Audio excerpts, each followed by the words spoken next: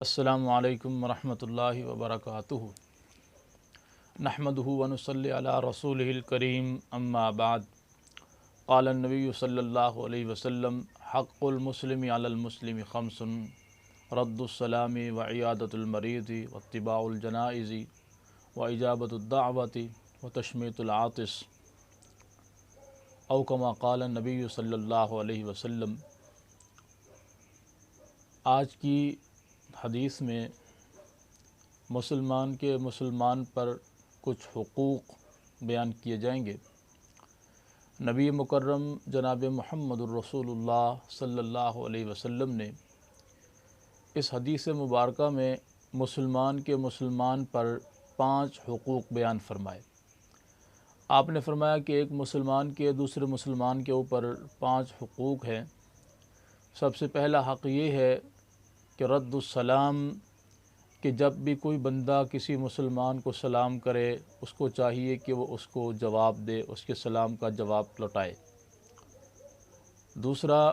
وعیادۃ المریض، اگر وہ مسلمان بھائی بیمار ہو جائے، کسی بیماری کے اندر مبتلا ہو جائے، تو دوسرے مسلمان بھائی کو چاہیے کہ وہ جائے اور اس کی جا کر تیمارداری کرے، اس سے حال چال پوچھے، اس کی صورتحال پوچھے۔ تیسرا، واتباع الجنائز، اگر وہ بندہ فوت ہو جائے، اگر وہ مریض فوت ہو جائے تو اس کے جنازے کے ساتھ جائے، اس کے کفن دفن کا اہتمام کرے اور جہاں تک ہو سکے اس کے ساتھ معاونت کرے۔ اور چوتھا ہے واجابۃ الدعوہ، اگر کوئی مسلمان کسی مسلمان کو دعوت دیتا ہے، وہ کھانے کی دعوت ہو، وہ دین کی دعوت ہو، وہ کسی بھی اچھے معاملے کی دعوت ہو، تو اسے چاہیے کہ وہ اس دعوت کو قبول کرے، اس دعوت کو ٹھکرائے نہیں۔ اور 5واں حق ہے وتشمیت العاطس، کہ اگر مسلمان کو چھینک آئی ہے تو اس کی چھینک کا جواب دینا۔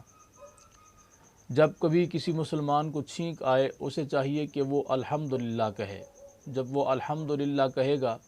تو سننے والا اس کے جواب میں یرحمک اللہ کہے گا۔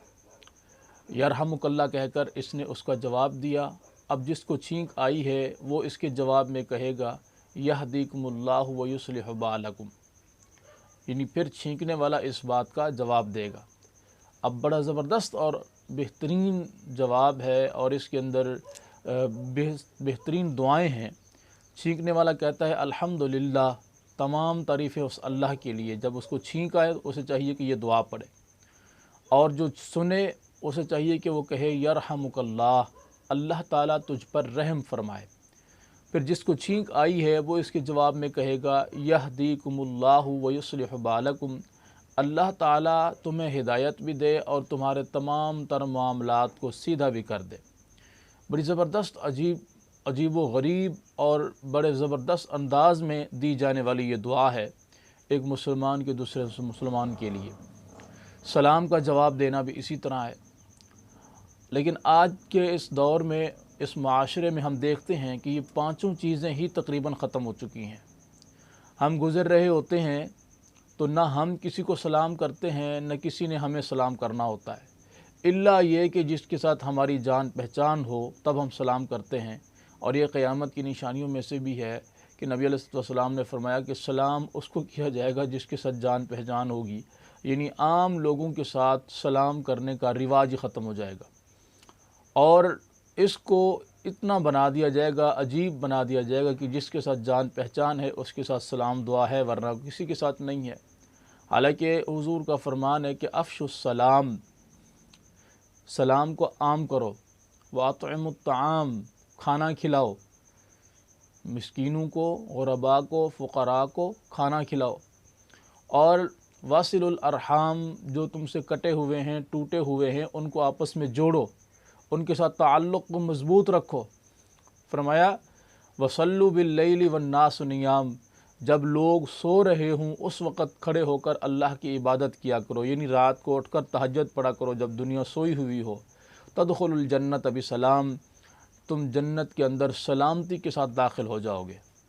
لیکن ہمارا معاملہ بڑا عجیب و غریب ہے کہ ہماری سلام دعا بھی ان کے ساتھ ہوتی ہے جن سے ہمیں کوئی مطلب ہوتا ہے یا پھر ہمارے وہ جاننے والے ہوں۔ عام بندے کو ہم سلام ہی نہیں کرتے۔ اسی کے ساتھ ساتھ اگر وہ بندہ بیمار ہو جائے تو ہم عام طور پر کسی مریض کی عیادت کرنے کے لیے نہیں جاتے، بلکہ صرف ان کے پاس جو ہے وہ جاتے ہیں تیمارداری کرنے کے لیے جو جن کو ہم جانتے ہوں یا جن سے ہمیں کوئی مطلب ہو، تاکہ اسے یہ پتہ چلے کہ جی یہ بندہ میری تیمارداری کرنے کے لیے آیا تھا، مجھ سے ملنے کے لیے آیا تھا اور شاید میرا خیر خواہ ہے، جبکہ ہم اپنے مطلب کے لیے وہاں جا رہے ہوتے ہیں۔ اور اسی طرح اگر کوئی فوت ہو جائے تو اس میں بھی ہم جا کر ایک دھوکہ دڑی کرتے ہیں، یعنی اس کے جنازے میں تو چلے گئے، یہ باور کرانے کے لیے پھر ڈھونڈیں گے اس کے وہ رساکو جی کہاں پر ہیں، پھر جا کر اس کو بتائیں گے جی میں فلاں ہوں، آپ کا والد کا، بھائی کا یا فلاں رشتہ دار کا جو بھی فوت ہوا ہے اس کا مجھ سے یہ تعلق تھا، اس موقع پر ہم اکٹھے ہوا کرتے تھے۔ اس کو یہ باور کرانا چاہتے ہیں کہ بھئی ہم بھی اس کے جنازے میں شریک ہو چکے ہیں اور ہم اس کے خیر خواہ ہیں، جبکہ ہمیں صرف یہ مطلب ہوتا ہے کہ ہم اپنا ایک فارم بھرنے جاتے ہیں، ایک نومینیٹ کرانے جاتے ہیں کہ ہم اس کی جنازے کے اندر شریک ہوئے ہیں۔ باقی اس کے جنازے کے اندر کیا کرنا تھا کیا نہیں کرنا تھا یہ ہمیں کچھ بھی معلوم نہیں ہوتا، یعنی نہ تو ہمیں جنازے کی دعا آ رہی ہوتی ہے، نہ ہم نے اس کے لیے وہاں دعا کی ہوتی ہے، نہ ہم خلوص نیت کے ساتھ وہاں گئے ہوتے ہیں۔ صرف اور صرف یہ ہے کہ ان کو دکھانے کے لیے کہ جی فلاں فلاں بھی آئے ہیں، فوٹو سیشن ہو جائے گا، ایک اچھا ماحول بن جائے گا کہ لوگ سمجھیں گے کہ فلاں فلاں بندے اس کے جنازے میں شریک ہوئے ہیں۔ اسی طرح اگر کوئی ہمیں دعوت دیتا ہے تو ہم دعوت بھی اس کی قبول کرتے ہیں جس سے ہمیں کوئی مطلب ہو، اور دعوت کرنے والا بھی اسی طرح دعوت کرتا ہے کہ جن کے ساتھ کوئی تعلق ہو، جن سے کوئی مطلب ہو، ان کی دعوت کرتا ہے، ان کو اپنے کھانے پہ بلاتا ہے، ان کو اپنی خوشی میں بلاتا ہے، ان کو اپنے غم میں شریک کرتا ہے تاکہ یہ لوگ کسی وقت میرے کام آ سکے۔ عام طور پر اس کا بالکل معاملہ جو ہے وہ ختم ہو چکا ہے کہ ہم نہ کوئی دعوت میں شریک ہوتے ہیں، نہ ہی ہمیں کوئی دعوت دی جاتی ہے، اور بالکل ایک اجنبی سا ماحول بنا دیا گیا ہے۔ اور اسی طرح تشمیت العاطس جو 5واں حق ہے، چھینکنا، چھینک کا جواب دینا، تو ہم میں سے تقریباً اکثریت کو یہ معلوم ہی نہیں ہے کہ چھینک آنے پر کیا کہنا ہے، حالانکہ نبی مکرم صلی اللہ علیہ وسلم نے چھینک کی جو ہے نا چھینکنے والے کو دعا سکھلائی ہے کہ تو یہ دعا کہا کر، یہاں تک کہ اگر نماز کے اندر بھی بندے کو چھینک آ جائے تو اس حالت میں بھی اس بندے کو چاہیے کہ وہ الحمدللہ کہے، اگرچہ نماز میں دوسرا نمازی اس کو جواب نہیں دے گا کہ دونوں نماز پڑھ رہے ہیں، ایک کو چھینک آ گئی اس نے الحمدللہ کہا تو دوسرا اس کو جواب نہیں دے گا، لیکن چھینکنے والا نماز کے اندر الحمدللہ کہے گا۔ تو اتنی فضیلت ہے، اتنا اہم معاملہ ہے یہ، ہم اس کو نظر انداز کر دیتے ہیں۔ اگر کسی کو چھینک آ جائے وہ الحمدللہ کہتا ہے، پھر چھینک آ گئی اس نے الحمدللہ کہا تو ہم اس کا مذاق اڑانے لگ جاتے ہیں، حالانکہ اگر 3 دفعہ چھینک آ جائے تو تینوں دفعہ ہمیں جواب دینا چاہیے۔ پہلی دفعہ چھینک گئی اس نے الحمدللہ کہا، دوسری دفعہ آئی اس نے الحمدللہ کہا، تیسری دفعہ آئی اس نے الحمدللہ کہا، تو ہمیں چاہیے کہ ہم تینوں دفعہ اس کو جواب دیں۔ لیکن اگر 3 دفعہ سے زیادہ آتی ہے کسی کو تو اس کا مطلب یہ کہ پھر یہ نزلہ زکام ہے، اور نبی مکرم صلی اللہ علیہ وسلم نے فرمایا اگر 3 دفعہ کسی کو چھینک آ جائے تو تم اس کا جواب دو، لیکن اگر 3 دفعہ سے بڑھ جائے تو پھر یہ نزلہ زکام ہے، پھر اس کو اس کے حال پہ چھوڑ دو، کیونکہ ایک نزلہ زکام کی وجہ سے انسان کو بار بار چھینکیں آتی ہیں،